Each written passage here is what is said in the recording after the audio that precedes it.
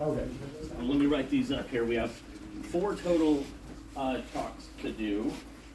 I'm just going to put over here Tim, Charlie, because I don't remember what we're going to talk about, but there's 4 lightning talks left to do.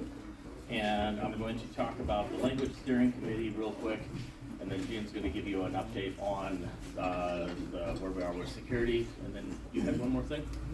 Can I quickly give away my books? The books, that's what it was. I also have a large puppet shelf there for you as well. Oh. You can give that to the person who has the most interesting problem to solve. There you go. No, I've already thrown it away. My boiler at home's not working. That is definitely an interesting problem to solve. Well, it's one I'm getting a lot of text messages about. I would imagine so. So I've got the spreadsheet here, so I'll quickly shout out names, and then if nobody's in here from the spreadsheet, then it just gets desperate, and I'll ask you to put your hands up quickly if you want them. Alan Vodlan. I see that I've had the chef success here. Kevin Wincott. Christopher Van Reef. Rolf Holtzmart. Amit Khan. Stephen Ford. Ralph Boz. Mike Leibich. Nick Korn. Did anyone enter? That's the question. I got one last year. Yeah, I won one. Okay. We're in trouble. Who would like to win a puppet book? First 3 hands get them. Right, 1, 2, 3. Perfect. So come on. I already got a copy on my e-pad, so I don't need another one. If I can do quick pictures, Ben, can you with me here and we'll do A huge piece of work. exactly. And you can have a picture of each because marketing and system and sort of thing. Or you need to blur my face out. That's what I do. Okay, so you can do a quick picture just of actually, yeah. Should we just do it for you? With the handshake? Sorry.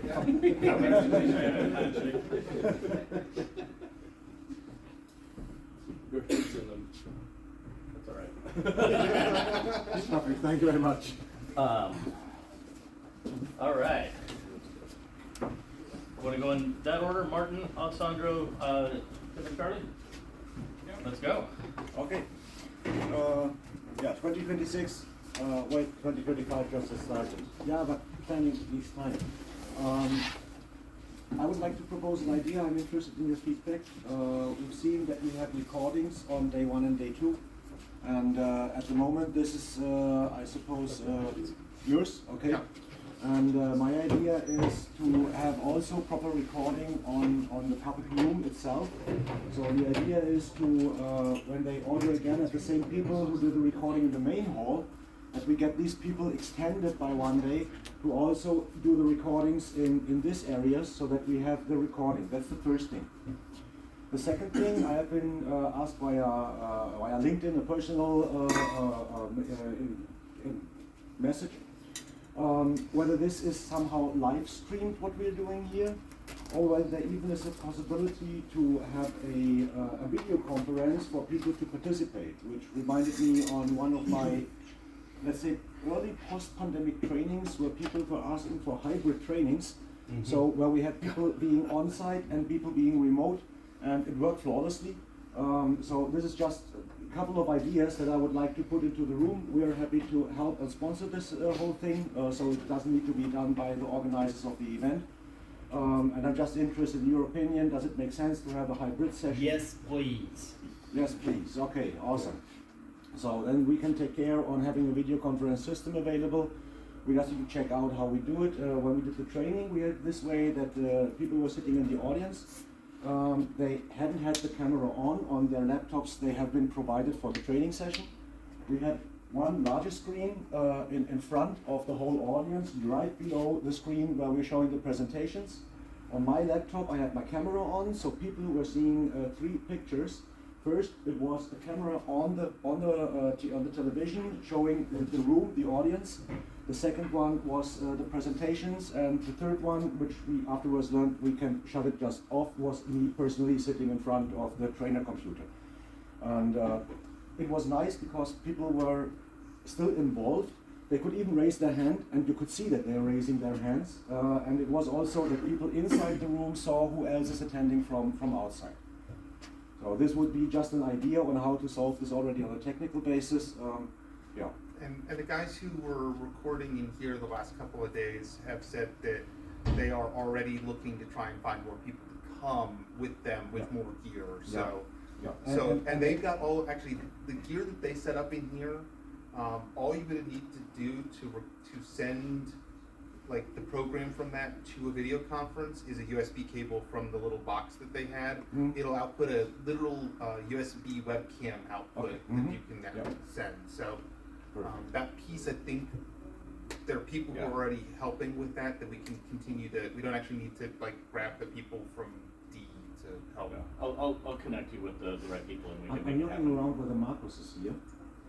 No, okay, he's in the other room. Okay, I'll be. Because he also seemed to have contact via CCC to these people, so that may be shorter. And I know that some of them even don't have a driver's license, so might be even trying to get them when they bring more stuff over here to even support them in better traveling accommodation instead of just taking everything with them and carrying 35 kilograms of luggage within the train. So that would be also helpful for them. Yes. Yeah, let's make it happen. So the reason we've tried a couple of times is just it takes time to get things set up, and we've run out of time every time we've tried to do it. My personal approach is to inform these people latest by, let's say, October, so that they have enough time to plan, because they have November, December, January, February, 3 months, so at least a quarter ahead of time, so they can plan accordingly. I know that some people even take vacations for showing up here, and this should be definitely be planned ahead of time. If there's any logistical challenges or anything with it, I can't bring gear, but I might be able to help out. I've got a good bit of experience with streaming and all that. Awesome. Great. It's on the road.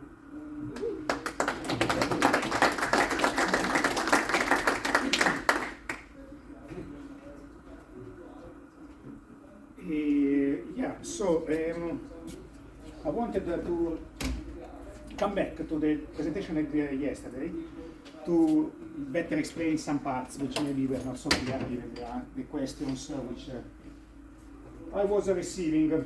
So that's why I try to elaborate on this now here, also based on what has been told and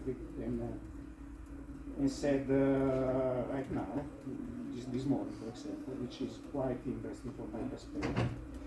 So I was talking about various things in Puppet world and so on. One of them is about simplifying stuff. And when I was mentioning YAML files, easy to use to specify what you need to configure your Puppet, I was not meaning manifests as YAML, not coding YAML, but exactly what we are doing now. Hire a data YAML files with the extra information about the classes to include. So classification in YAML files, modules to use in YAML files, and the data for the module, for the classes which we use in YAML files. There is a way to connect to the screen, I guess so. So actually this kind of stuff is something that, this is not necessarily what I was meaning, the format, the shape, but it's an idea of what I mean by this simple way to do things. And one of these simple way of doing things is actually what I did as an experiment 2 years ago. Then I stopped because I didn't feel like there was much interest, which was this TP desktop. So TP is this module I do via Puppet, which also creates a command line, which allows you to do a lot of stuff like quickly test what you do and what you install and install stuff via Puppet. But that's not what we want to check now. I want to show you this TP desktop command line, which is supposed to be a quick way to use Puppet on your desktop. You can initialize your working environment. This basically does a clone of a basic simple control repo. And then basically the user can interact with this stuff with things like TP desktop list, show the available configurations you can apply on your local system. You can see what these configurations are about. for example, and it's very simple. I want to install these packages from HashiCorp stuff. Note that at the end, these are just parameters of a class. So in this case, this is the TP class where everything is made simple, where you can simply specify what you want to install and get it installed. You can have it as an hash, you can have it as an array of things to install. Tiny Puppet takes care of that, and that's one thing. At the end, and of course you can do TP apply the restrictions, and this applies the thing. And these are Git repository. And actually, this is a control repo. So with when you apply, basically you run apply with the local IRA file and the local modules and whatever you do. So what is the point here? What are the skills needed to be able to do something, be a puppet for someone who doesn't know anything about this? Edit YAML file. This is the complex, because in this case, because it's an hash of things. This is the list. So just think about a quick way you can give to users to say, okay, I want to, on my desktop, in this case, because it's desktop oriented, but think also in wider sense, I want this package installed. Whatever is the desktop or whatever is the operating system, and that's a Git repository, technical control. You clone, you apply, you're done. So that was the first part which I was trying to address. Simplicity also for the end users for his own local stuff, because not everybody has hundreds of thousands of servers to manage. And maybe starting from this, having more people starting to use Puppet. Because it's simple. Oh, look, where is the code? There is no code. There are YAML files. It's useful. Oh, I can reproduce the setup of my machines. Needless to say that now this specific thing, the control repo is just basically doing this. Include Tiny Puppet, have your local minimal higher YAML, where these desktops files, these are, by default you get your host name, but basically those desktop files are the ones which you have seen before. So the HashiCorp YAML is exactly what you see with the show list. So simple YAML data, common in this case as no particular information, but the default YAML there. But that's the thing. So we have already all the things, all the pieces to make things via Puppet extremely simple. We have the concept of a control repo. This is a very streamlined one, simplified, but we can have, given this, the possibility to tell to users, hey, you want to do something? Have this, let's say it, prepackaged sample control repo, where you have already installed, included the modules you want, the IRA data, samples of the IRA data you want to use for that specific use case. And you can start to use it. Of course, this is one thing, the real world with all the classes together are a different thing, and starting to think of Puppet code applied in pieces versus Puppet code applied in a normal Puppet run with a full catalog of resources for a node. There is some difference and some steps which could be worth doing. But this concept, so having a single control repo, which does a specific thing, maybe for a use case, which maybe you apply in apply mode, as is runnable on the command line here, is runnable with Harry's Shoria. He has shown just this morning exactly how you can do something like that. And you can use it in any possible conditions. Look at that, and this backs to the other topics in my presentation about make Puppet reactive, orchestrate things. We have already all the tools, all the technology to be able to do that. There is Choria, which takes care of any kind of integration, reactions, and so on. There is the concept of Puppet and control repo doing stuff. So that was one thing about my presentation yesterday about these well, not well defined common tiny profile, data profiles. So not the shape of these common tile data profiles could be like in this case a simple control repo, extremely simplified. Could be maybe something even worse else. Could be maybe a YAML file where you specify the modules you want to use, the classes you want to include, and the IRA data. And then there is a tool which converts these to a real control repo with the Puppet file and whatever.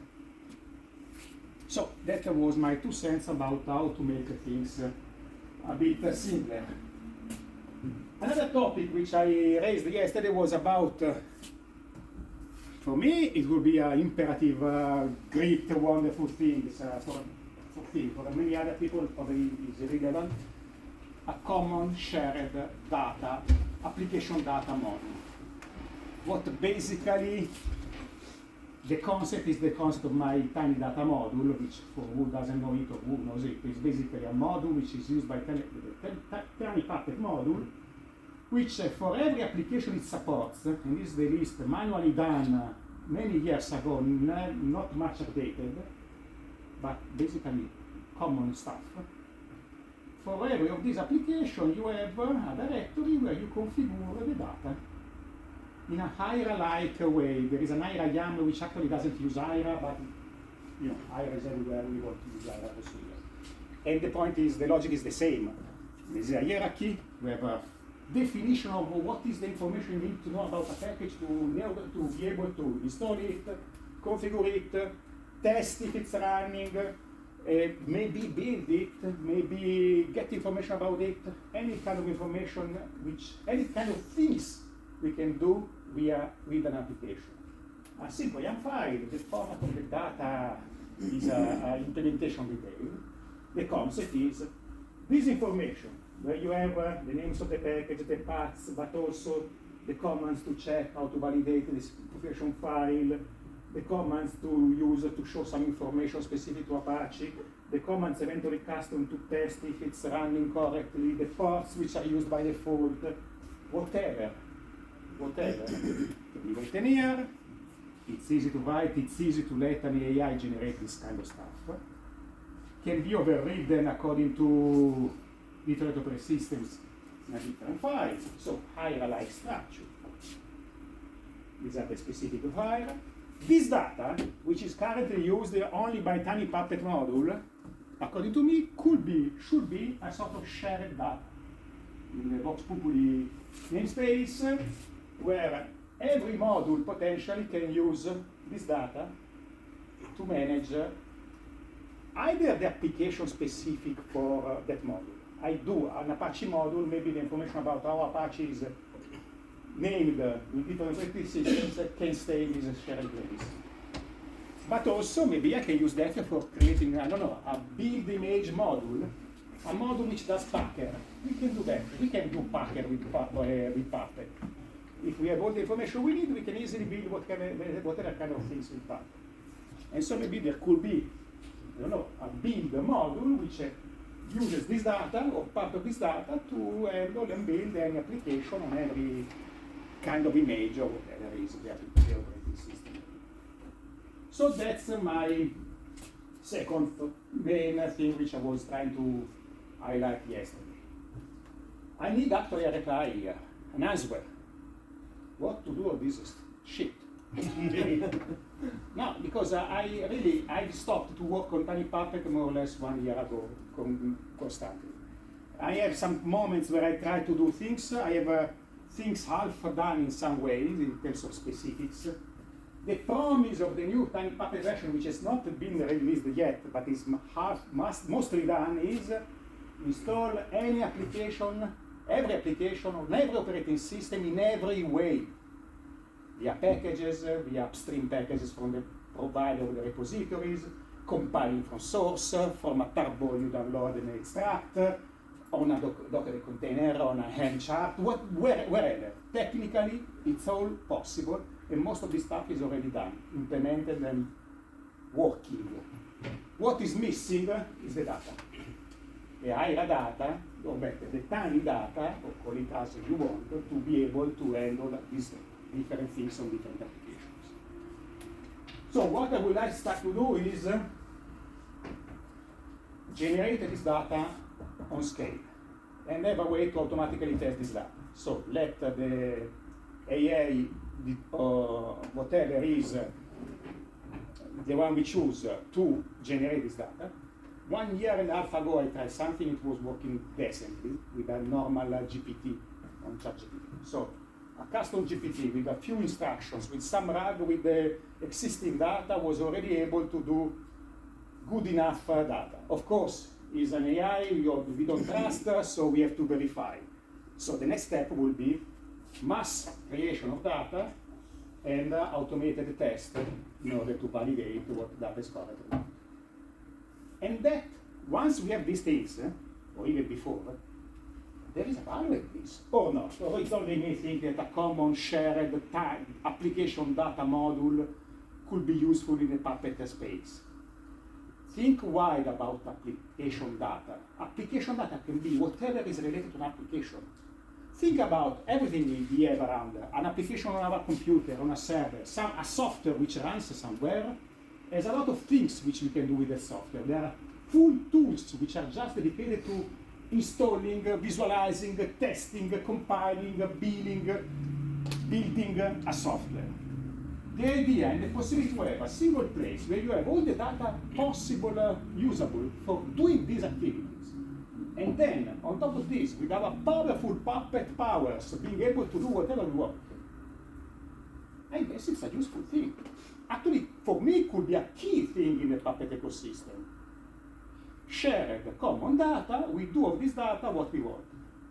There are various kind of problems we can think about, how you update the data, how you handle updates, how these interfaces interact with the modules which use this data, but it's, let me tell you, implementation details which have, on top of which I've already done some thoughts, so, and there is space for solutions.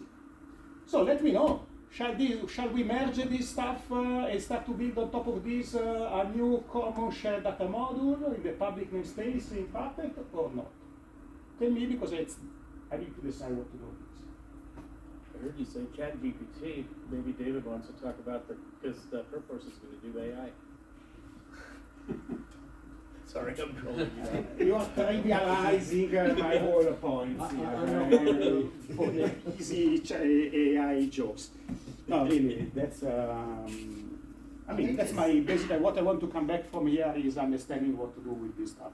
I think it's interesting enough that writing up your idea in one of the GitHub discussion posts so that we can get both people from here and others to comment on it might be a good way to see what the interest level is.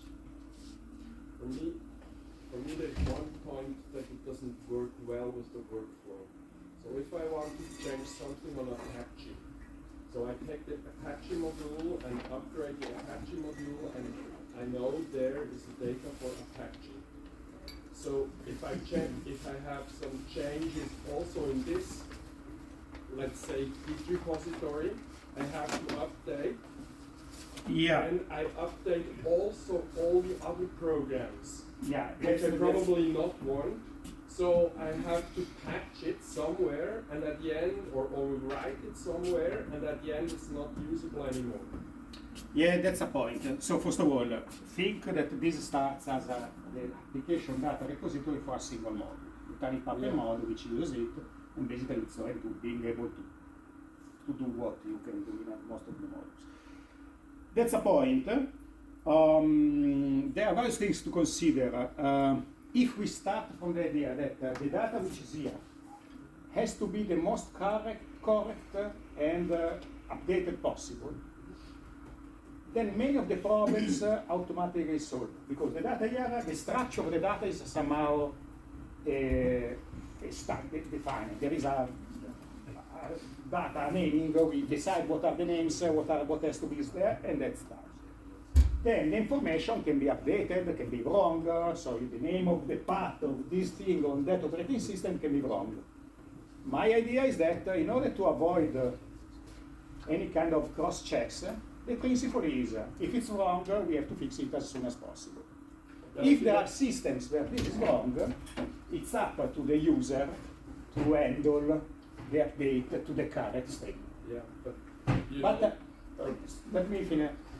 under some points of view, I think that more than really using this data in the Apache module, which actually I understand is potentially a problem, what I can say is that you can easily override the data. So you can also have a way to say, okay, this is the data, I add these changes on the module level, so eventually you can handle all the exceptions you want. But more than being, the idea of this common shared data module is more than being used by a single module for a single application, is to be used by a single module for managing applications in wide senses, building applications, installing applications, so something which is done, which is useful to do on various applications. In that case, the number of modules which may use it is much less. I think the point of contention is we need to think of this not for us, but for entirely different people. And it's not how do I use the Apache module, it's how do we install Apache without any of the terminology of modules or complexity or anything like that. It's just, I'm an end user, I don't know anything about Puppet or Linux or whatever. I want to install Apache, here's a way that he's making, allows you to do that. It happens to use Apache under the Puppet underneath the covers as a path towards a solution, but it's literally a framework built on top of Puppet. So it's not for me, so I'm not excited about that, but I can understand how what's trying to be achieved there would be used for entirely different purposes. It's great to see Puppet being able to be used for entirely different purposes and people who think of the world differently. I think just with that point, just in terms of time, I think it was suggested to raise it as a discussion to kind of get full feedback, because I think there's a lot of potential, but I think we just need to get more feedback. So it sounds to me. 7 years, I'm waiting for feedback. Okay. Any other remark, feedback is a totally shitty idea? Tell me, I mean, I need to understand if it's really a broken idea or what. One thing that You gotta set up a conversation with Puppet prior to get them. That maybe one big thing is more IRA related, but what I also like in Puppet, it's in the language, in DSL, you can use functions to do comparisons. And if you have like multiple versions where it's either one way or the other way, in my feeling, Puppet DSL is more flexible in doing that. In Hybrid, I always feels like end up duplicating for every OS version, and that's maybe just my issue. But I feel like Puppet DSL is a bit more flexible for that. And maybe that's a limitation we need to solve in Hybrid itself. Maybe everyone, you know how like performing in storage uses Puppet modules, but the users don't need to know the Puppet. Yeah. Maybe there's some way that component might be used to address that. Perhaps. Maybe a concept. But yeah, the way we designed it is sort of an abstraction, that's sort of a good model. And yeah.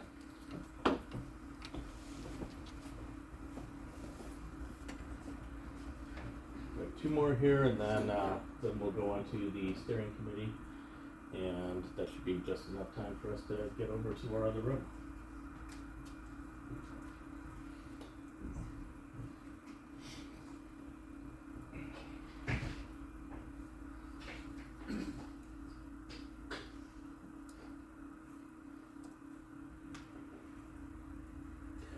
That's an interesting concept. That might be a bit too big.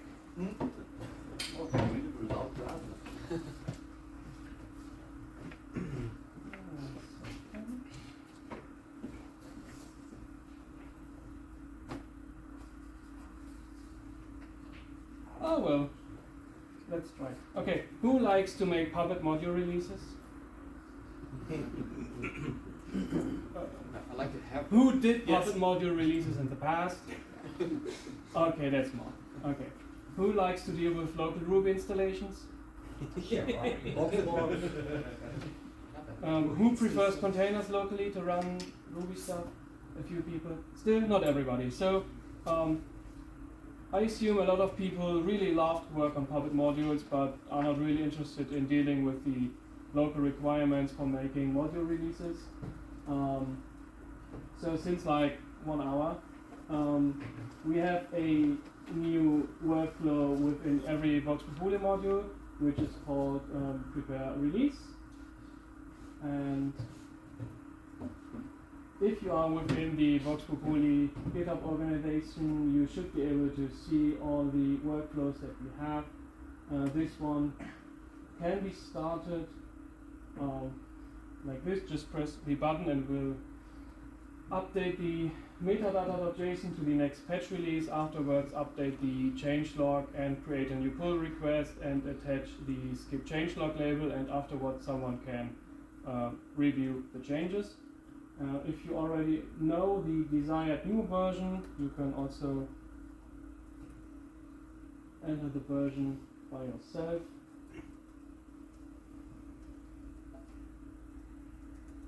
And we will get a new job.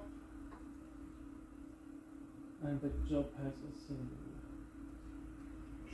step.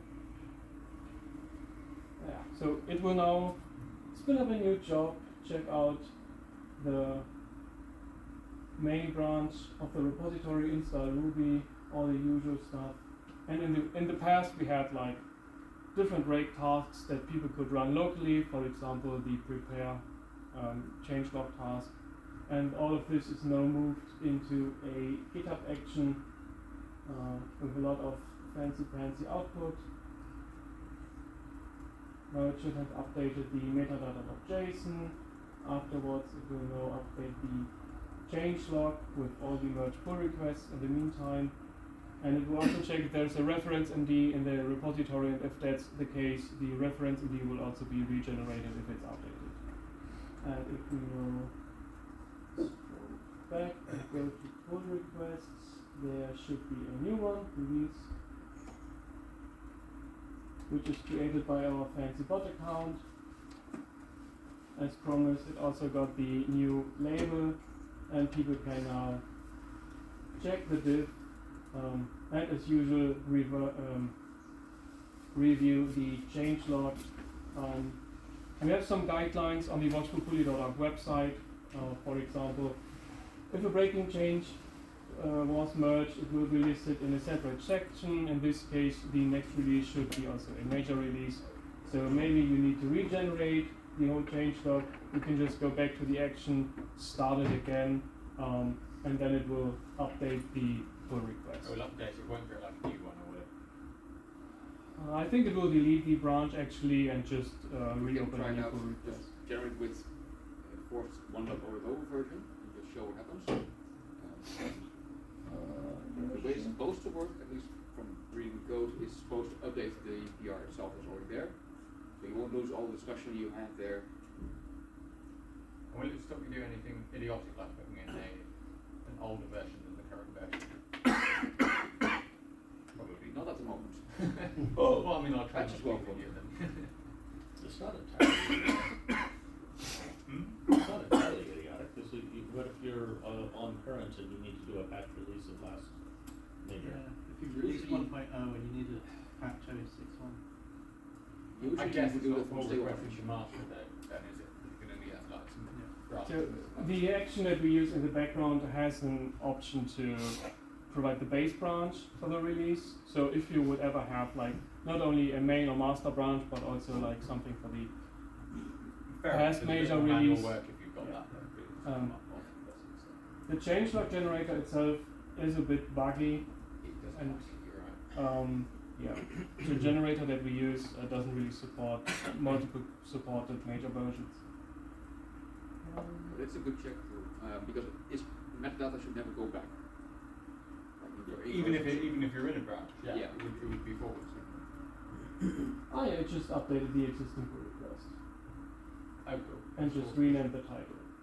So if there's one open, it will stay open. Yeah. And so if you relabel any other merge requests or issues so that you get a better changelog, you just rerun it. And Yes, that's the idea.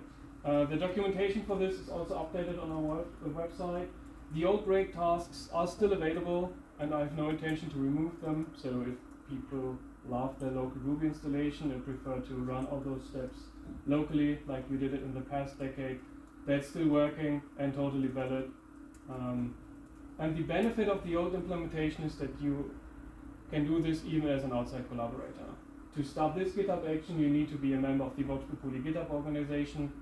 Yeah, I think there's always a trade-off. I guess your commit isn't signed. I think it's signed, but by what? Yeah. by the action itself, so it doesn't. Okay. Yeah, it has an option to do this.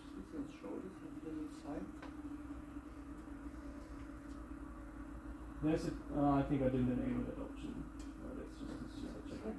It has an option to also sign the commits, but well, then you know that your CI system has signed the commits, so yeah, that doesn't provide much value, I think. Then we have repositories which only accept signed commits, and you do a release.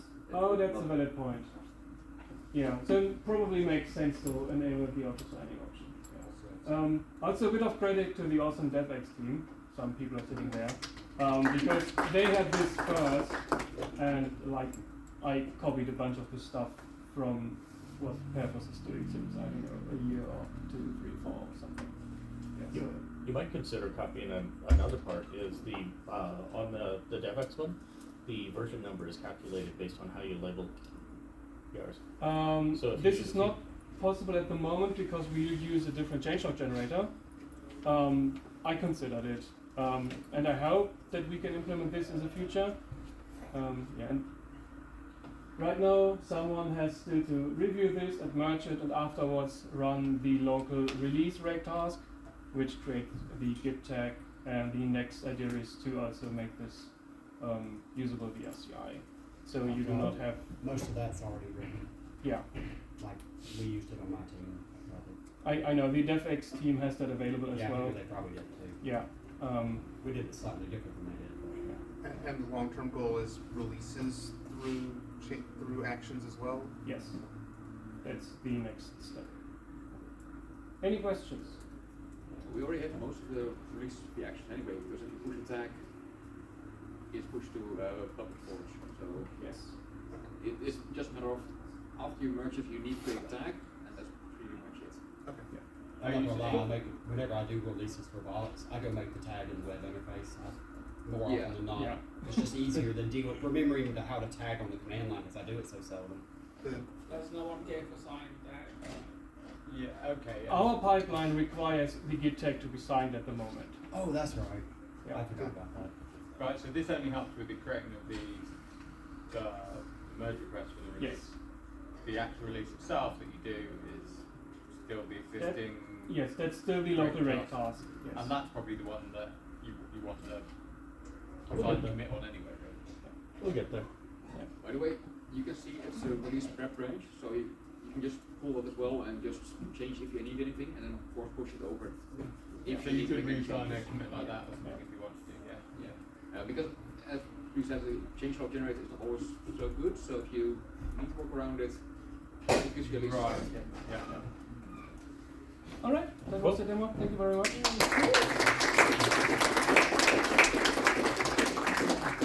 Give it a go.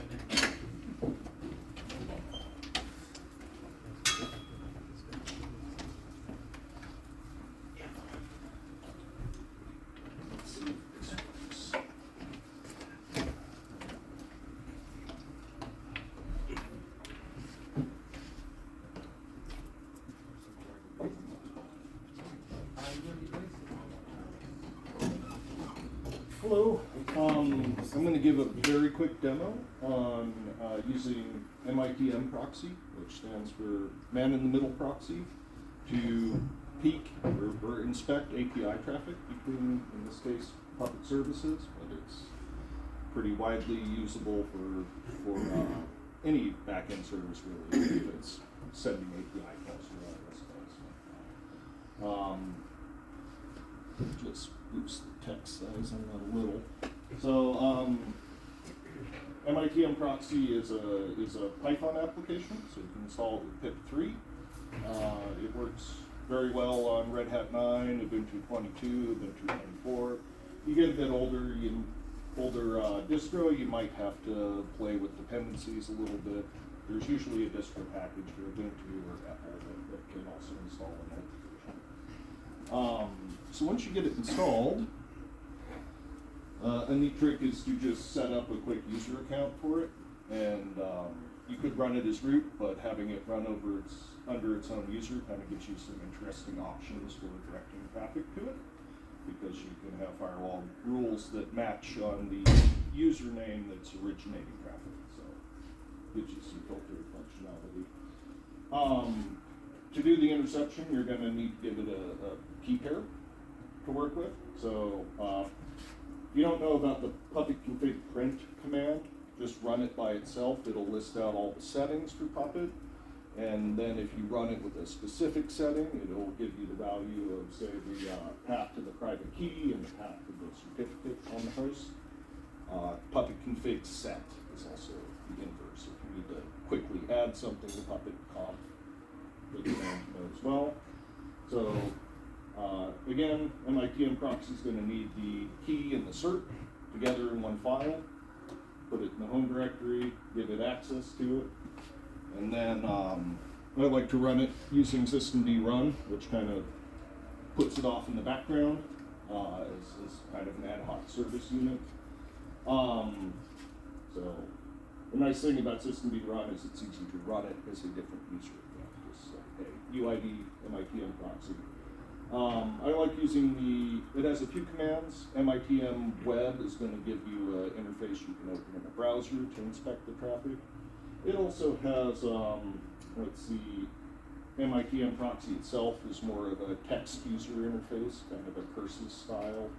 And then MITM dump is non-interactive, more like a TCP dump where it just logs out. So yes, you give it the certs that you want. You give it some client certificates, which in Puppet server's case is just usually another copy of the certificate server's using.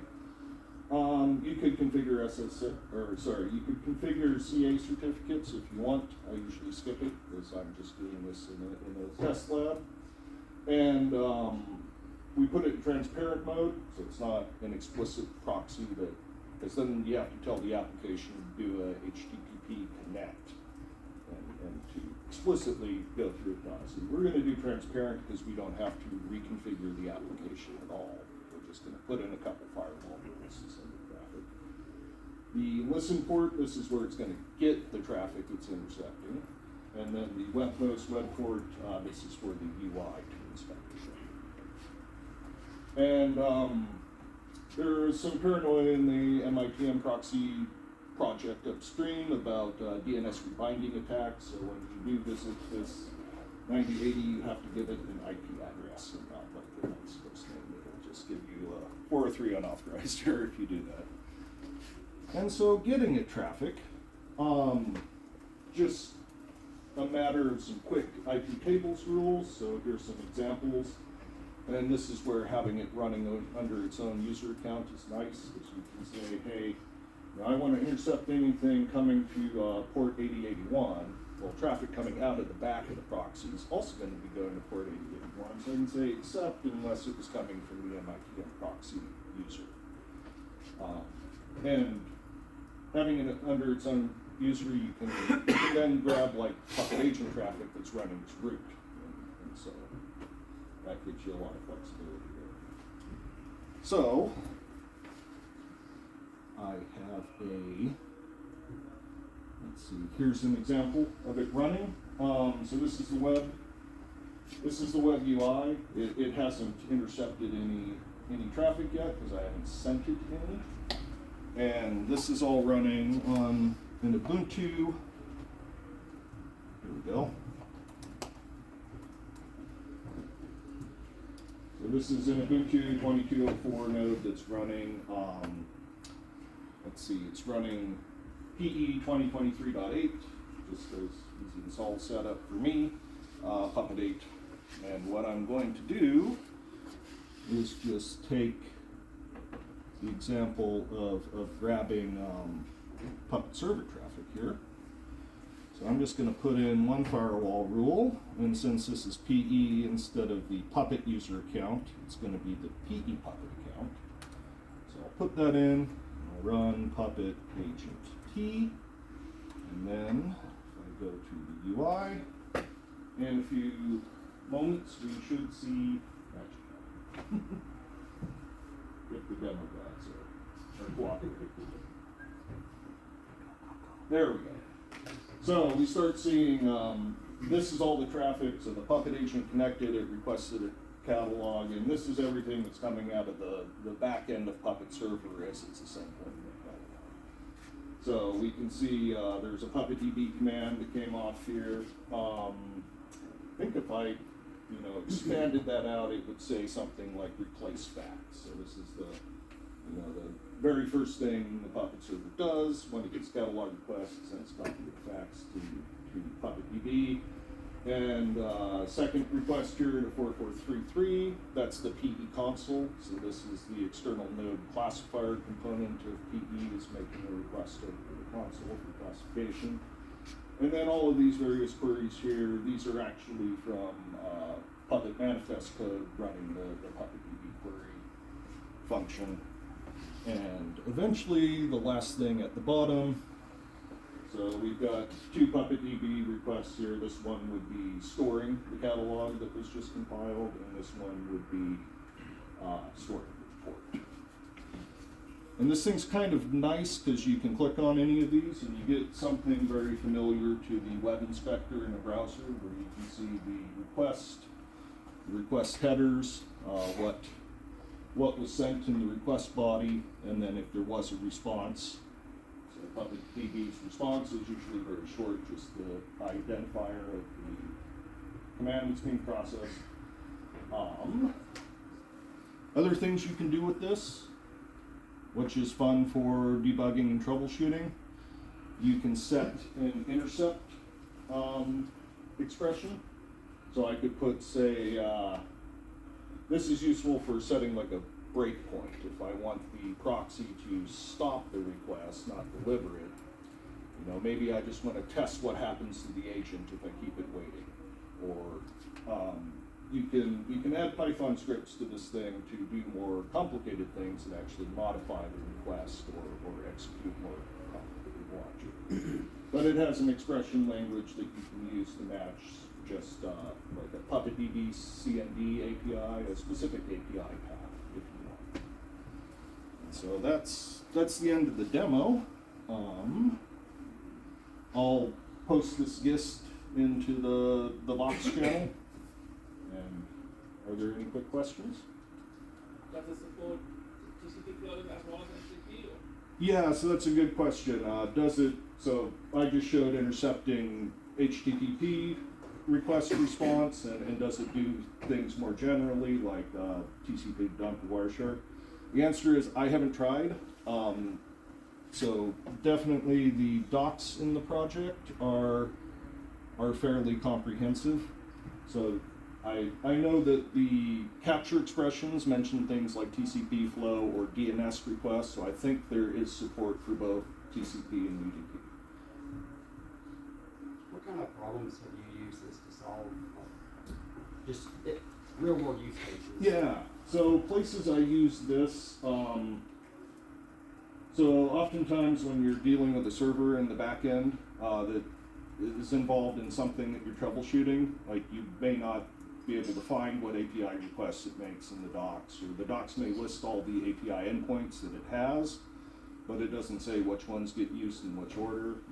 Or even if you go look at the source code, you can find all the places where the HTTP client's being used, but which of these half dozen functions are actually getting invoked. So this is a great way of just mapping out when I do a thing, what comes out of the other end of the server process. The other use case I've used it for, as I mentioned earlier, is just stalling the whole request cycle at a particular point and seeing if I can trigger a timeout or other behavior in the downstream processes that are going to do that. Thank you. Charlie, the Wireshark was mentioned. Where, I know TCP was, would this be easier to set up or something than Wireshark? So the typical problem is you got these API requests, they're going through a TLS tunnel. So if you want to look at it in Wireshark, you have to figure out how to unwrap that. There's a few ways to do it, but routing it through a proxy that unwraps the traffic for you is a common goal. Like decrypts, because it'll be encrypt flags, and Wireshark won't do that. Right, Wireshark will just say I saw a bunch of TLS packets going over the wire, unless you give me more information that allows me to decrypt it.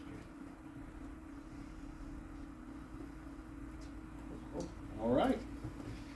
Thank you.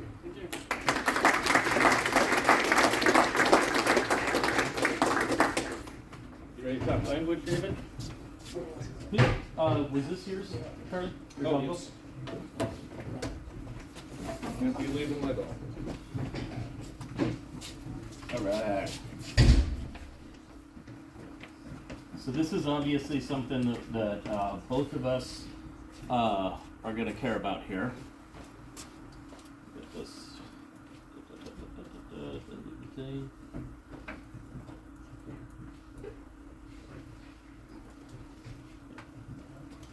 It's been a long time since I've used Google Slides to do.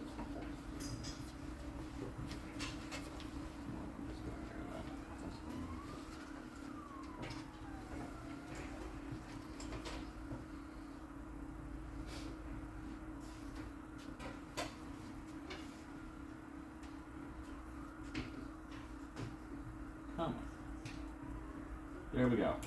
All right, so we've been talking about doing a language steering committee a little bit today in conversations in the past. And so like we want to just kind of put it down what it is that we're talking about here.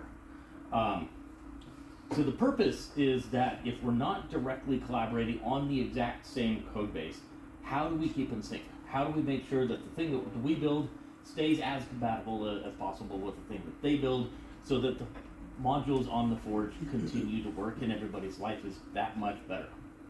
So we're going to build, we'll have 3 different bits here. We'll have a specification that is going to be developed independently of any of these implementations, and we'll both design for that specification. Interesting thing is that also means anybody else could design for that specification. So if somebody wanted to build a compiler in Go, they could, or anything like that, because we'll actually have a specification that will work. Arguably, this is well overdue, but now we are here. So the things that we wanted to own are that specification, and because the features of the thing that we're building, many of them are kind of dependent on the language itself, like the codependent. Adding something to the language means that you have to have the feature that builds it, and the other way around. If we want to add a feature, we need language support for it.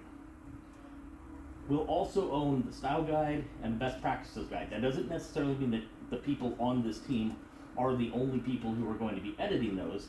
It's just we'll own it and kind of like delegate work or whatnot. And user language documentation. And user language documentation. Let us add that to it. And then it's up to Perforce, but I also think that they should be the owners of Factor, like we talked about. That's the definition, the specification of how you engage with the operating system, how you see an operating system. And then a lot of these things are still, this is a proposal that I put out. Numbers can be fun. We can figure out, like, is that too short? Is that too long? Whatever language committee we do, we need to rotate. We don't want the same people deciding this thing for the next 30 years, right? So I put down 3 years. I think that's a good number. We can obviously change that. We can go longer or shorter. The structure that I'm proposing, we need a seat from Perforce. We need a seat from Vox, like the PFC maybe. Somebody from the Foreman. We need somebody who builds services, somebody who's going to build something on top of this open source tool, somebody who wants to use the API maybe, and enterprise customers. This is 7 people here, and I think this is a good representation of like the ecosystem. That doesn't mean that this has to say this always, and if we look up here, maybe Ari's going to look at it and say, no, that's stupid, I don't want to do that. It's fine. This is a malleable document. I'm just making a suggestion here. So, if I were to write down and assign names right here, these are the people that I would put up there.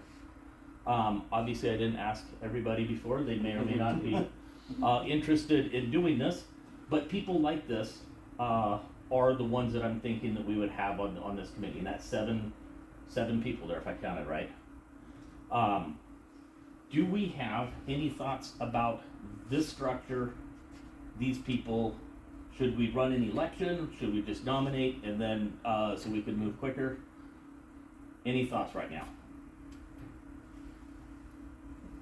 Would it make sense to sort of go first year, just choose go to move quickly, and then start either a rotating election where you have overlapping periods for people? That way So you it never rotate all at re-vote the whole board at the same time. You can even kick off the first one in 6 months or something. You wouldn't necessarily have to wait a whole year. I was just thinking it's very similar of let the first round be a 1 year seat just for the first round for bootstrapping purposes. And then maybe in 6 months, like I think it was just said, kick off the election to fill 6 months later, whatever percentage makes sense for the rotation. I like that, and maybe just go like every 6 months another person rotates out until we have a full thing. Just as the initial bootstrapping, you know, after that it'd be the full length time. And a lot of the implementation details we don't actually have to have today because, again, we're bootstrapping and we can figure this out as we go. I think we should allow for more people from each of the represented companies. Like, we don't want this group to be so big that it's not workable. Yeah. But I think that Vox Pupuli and Perforce specifically might want to send more than one person to be a part of the committee. So maybe multiple people, but one vote per. So representative though, right? They could pull in teams, people from their team as and when necessary. Yeah, I was actually just going to give that feedback there when I was discussing it with Jake and Zika. Their view was they'd like to have Perforce discuss it away and then send kind of one single representative to keep the committee simple, because if we have too many people then rapidly it becomes too many voices. Right. I think that there was a lot of discussion about having a very, very small core team and then a sort of second layer that's much broader, that's like the core team goes and puts together an initial concept, then puts it out to a much broader audience for feedback before anything is actually decided. Like an RFC. An RFC process or something like the Python PEP process. It would be more like editors on the process rather than actually driving it yourself. Yeah. I like that idea. Like anyone who should be able to propose changes, and the community is more responsible for making sure those are heard. Get the right audience. I like that. Is this still the same structure and the same people that would drive that forward? I don't see a problem. I mean, you're on that list, so is that? He sees that bus. So just out of curiosity, well, first thought, totally fine with the list, right? But as I probably am a couple of these, but let's say product builder, right? If I have concerns, thoughts, interests related to that, is the process that I go to you then and say, hey, Secura, it really would benefit if we could do this within Vox. I guess I'm just curious how that works or what that looks like. I would imagine that we would have an alias set up. So like language steering at voxpupuli.org, it would go to all of us, and then whoever engaged in that conversation would handle that with you. Okay. Yeah, I mean, they could give up discussions. Everyone brings up ideas, discussing that kind of stuff. They on name something doesn't mean we're the ones who decide or represent. We can do the hard work of carrying it forward. Yeah. Sure. It should probably be clear that, when it's written up, that like the fact that you have 7 sort of organizational ideas that are being represented does not mean that someone has to go to the person who's representing that idea to like ask about a thing. It's just that for the language, you're trying to make sure that you're covering these 7 broad concepts. And I don't think that these are like static either. Like they can evolve over time. I just want to make sure that we don't have like 5 of the same kind of people on the group. Because what's the point of that? Yeah. I think you're going to find there's plenty of overlap between product builders and service providers because there has to be, but otherwise I think it's a pretty good split here. There's enterprise customer, which I assume means like Perforce Enterprise. If we have someone that's a customer of theirs, maybe it also makes sense to have a open source customer as well. I don't necessarily think it has to be a Perforce customer. It's just the Perforce is the only one making an enterprise product right now. Unless, do you consider Ocarina to be a? Should that just, excuse me, should that just say customer then? Enterprise user, like, I don't know. User, Well, like you're that's specifically fair. calling out an enterprise person, so if so, I think there should be someone, Well, just a user of open. Right. What I'm trying to get at is, hang on 1 second. What I'm trying to get with that line is not specifically Puppet Enterprise customer, but large infrastructure customer. Yeah. So like, I don't know, like I think LinkedIn is a very large open source user. I think that they would count as an enterprise customer. And if Musk had destroyed Twitter, they were voting. But we can refine the language. Enterprise size customer. Enterprise size. Yeah. I also like the sort of end user description. End user, Not yeah. necessarily a customer, but rather you're an end user who actually uses Enterprise end user. Yeah. Enterprise sized end user. Yeah. We have a single name on each of the different representing topics. Personally, anything might happen. People might get kids and go on parental leave and stuff. I would feel more comfortable if we have maybe a main contact and a fallback mentioned next to it. Well, I mostly think that I put your name by beta docs, but that doesn't mean that you couldn't send somebody else to be your vote if you were on vacation. Or I mean, something. should it really be that the company is the member, and then it's for the or the organisation, and then it's for them to decide who they're gonna elect to set? I'm not sure I like the idea of companies. Yeah. Okay. I kind of like people, but to tie into the earlier comment, I don't think people should really approach individual members per se, rather the committee as a whole. Yeah. And rather people on the committee, they have a responsibility for their area. That doesn't mean they don't have opinion about the rest as well, but rather you make sure you're represented. And the truth is, if you're going to go away for a long time, we set up a process that replaces you for the rest of your term. Mm-hmm. And if you're going away because you're on vacation for 3 weeks, you just miss a meeting, and it's not the end of the world. Probably The workload that I'm seeing today isn't going to be like every week we're meeting or something like that. No. It's like I think that initially we may have more meetings, maybe quarterly, but by the time we get to be stable, like this is something we probably want to do like a summit once a year or something like that. Because I don't think the language is going to be evolving that quickly. Yes.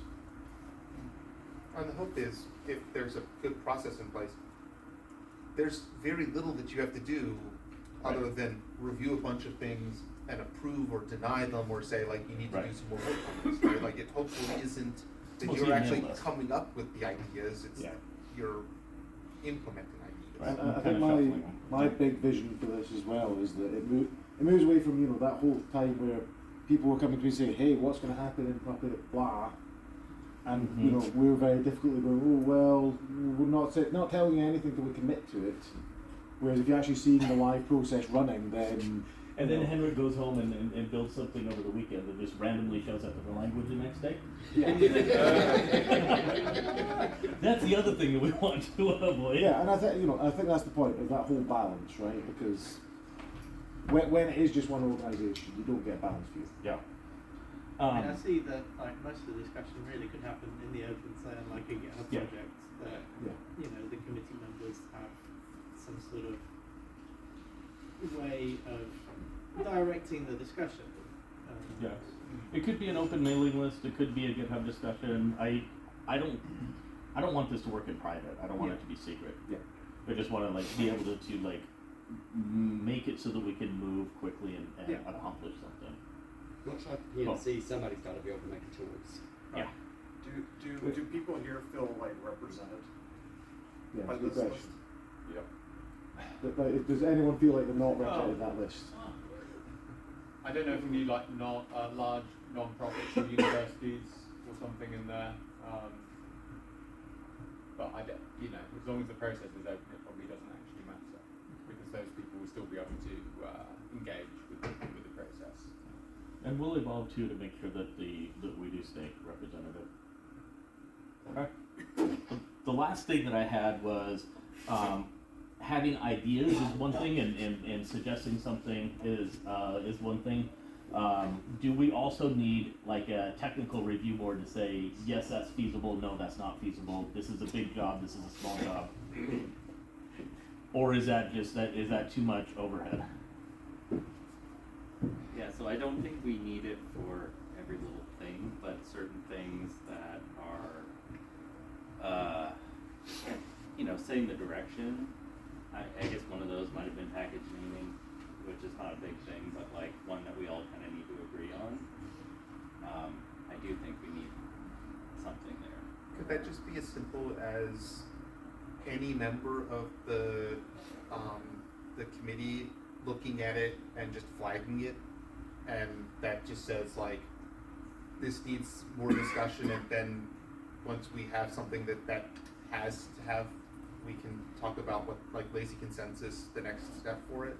Because my guess is every single time we do this, it's going to be a different process that's needed. I think we could, except the one thing that I'm concerned about there is that like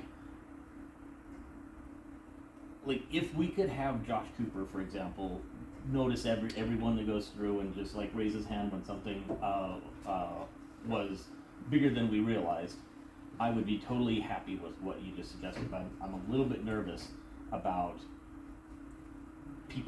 somebody that knows the insides of the compiler being able to warn us about red flags before we stumble into them. You might have thought about it before. This is so maybe this is overkill. Like the steering committee's job is to figure out where the language goes, and so where it goes is like you're going to be thinking about implementation as well. Yeah, I agree. And in some places it's coming to say there needs to be at least one implementation of the proposal for it to be accepted. We can also think about that.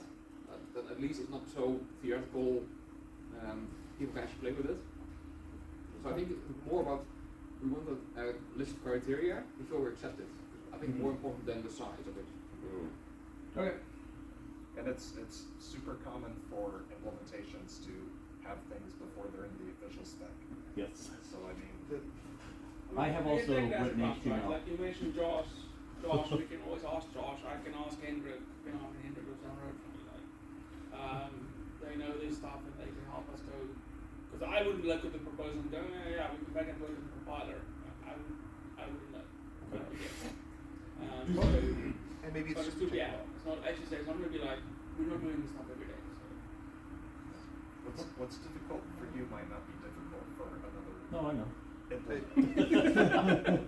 I'm quite well aware of that one. I mean, it also seems somewhat obvious that if we hit if we hit the point where it's like we're about ready to say yes, that like there's gonna be, if there's 100 suggestions and we're taking 20 of them, that's a smaller list to take to find people to ask. That's so fair. like it probably doesn't need a review until someone's like, this is a Until good we're ready idea. to make the proposed release of the next spec. Yeah. Yeah. I mean, could you manage it a bit like OpenTofu do their feature planning? Where the community are upvoting issues in GitHub and stuff filtering to the top, and then they're saying what they've accepted and what they haven't. Potentially. That's separate from a language steering committee. That's what the implementations decide to implement. You can write a spec for something long before it's implemented. I don't think so right now. Alright. Well, let's go build this. I'll check with the people that we put on the list and see if they're willing and interested, and if not, I'll open up an email for more nominations. Gene, you're up real quick. We're already a little bit late. Yeah. Short of some amazing amount of contribution that I'm not expecting, this is going to be fast. And then after this, we'll break out and head over to the other workroom to do all this boring governance stuff and everything. So, as Ben mentioned earlier, if we're going to be formally taking on what we've already said we're taking on, we got to deal with security. We're late again? Yeah. Yeah, some people were waiting the other way. Sorry. As soon as Gene is done, we're heading back over to 11. You're moving, you are moving. Yes. Yeah, we're splitting into two groups. I'm gonna put this up again. No. We got to deal with security in a more formal way than we've really had a need to in the past, because the security requirements of a piece of software like Puppet and its server components is a little different than that of just modules and testing tooling. So with that in mind, my boss, Christopher Stiff, has volunteered to help bootstrap a security team. He's willing to help guide it and bootstrap it for the next few months and to help get it off the ground, but cannot be the long-term lead of it. As David has said, Perforce Security has committed to working with us so that we can share knowledge and resources between whatever our security group is and what Perforce has, and have a clear method of communication between the two, so that when something comes up, that we can deal with it for both flavors in a responsible way, hopefully, assuming we all do our jobs right. But what we really need are people who know something about security and are willing to contribute time to this so that our stuff is secure. Because if we want to get OpenVox into companies of any size, this is not negotiable. We've got to do this. Because otherwise we'll never pass the security audits that those companies require. So, definitely want to be a part of it. CVEs within Puppet itself, I assume, is mostly what you're talking about in terms of talking about Puppet. And all the dependencies. So all the dependencies, we can probably fix them and release them the next day. Perforce is not going to do that until the next release, which is months. So conceptually, exactly what's covered is something that the people working with this need to hash out.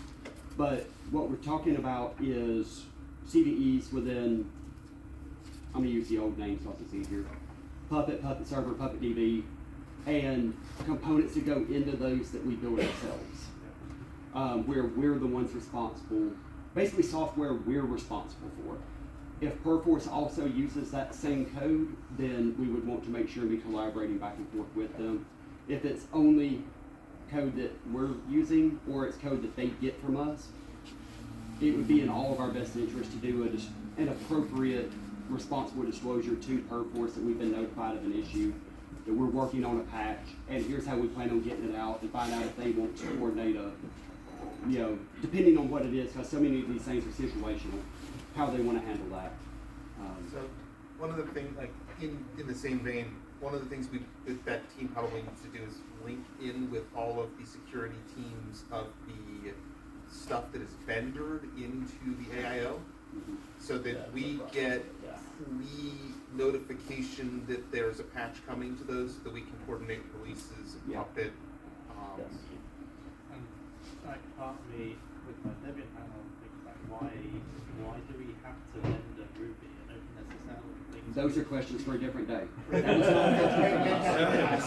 And short version is there are some legitimate use cases for some of the vendoring that we do.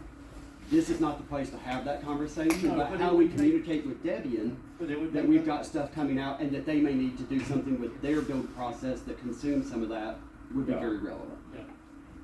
Because it would make life a lot easier if it was vendor, because then you wouldn't have to care about it. It's better if it wasn't make life easier than you just do it. Yeah, I know that there's lots of feelings about the AIO. This is not the time for that. The only question before we split is there anybody who would like to, besides Nick, who would like to volunteer to work on the security stuff? Ideally with some kind of security background so that...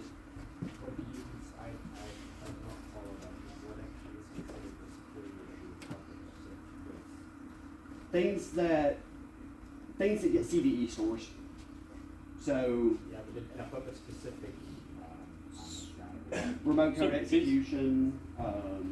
Basically what will happen is we'll get an email, somebody says, hey, I found a security hole, if you do this and this and this, you get remote, whatever, right?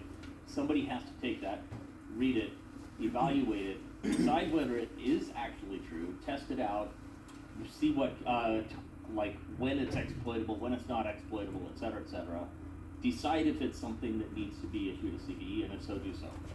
And this group would be responsible for issuing the CVEs and for then we doing need to fix responsible it. disclosures and That's receiving like- disclosures from others.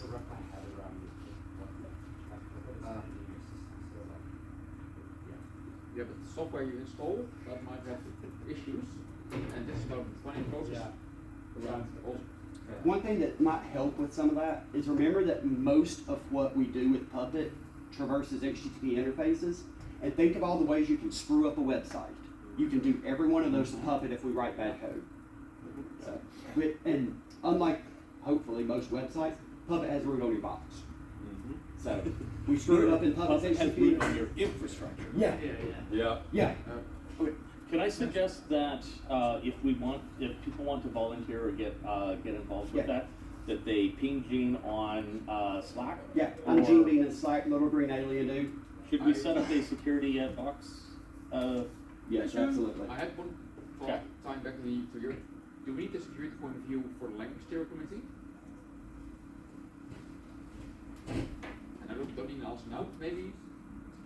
Let's talk about that, because I feel like that encompasses a lot of layers there. Yeah. I think the steering One committee's focused of on the things stat. that I'm talking about, like with the exec right now, removing the string from execs, that would be a language steering committee decision. Yeah. So I think there's an aspect Yes. to it. I think the security would come in more with the implementation side than with the spec. Possibly, but But hopefully we're reviewing the specs too. But that's just a knee-jerk reaction. Yeah, if you've got more thoughts or if you're game to volunteer, ping me in Slack. I'm in both of them, so whichever one. Yeah. And as far as time, more than like volume of time, we need consistency, because that's one of the things about security responses is you can't just get to it when you get to it. Like we need to have like rapid turnover. We need SLAs on this. Ideally, sorry, the one other thing I forgot to mention that's important. Ideally, at least some number of people that I don't know, but at least some people that are doing this work have written approval from their job to do it during work hours, because this stuff cannot wait. That would be ideal. So we need we need at least some people with approval to do it on the clock during their workday. And one in each time zone. Yep. Yes. Ideally, at least one in each time zone. And if your boss gives you this approval, we will put them on the sponsor page. Yeah. Yeah. There are things we can do to make it appetizing. Recognize your contribution. Yes. All right.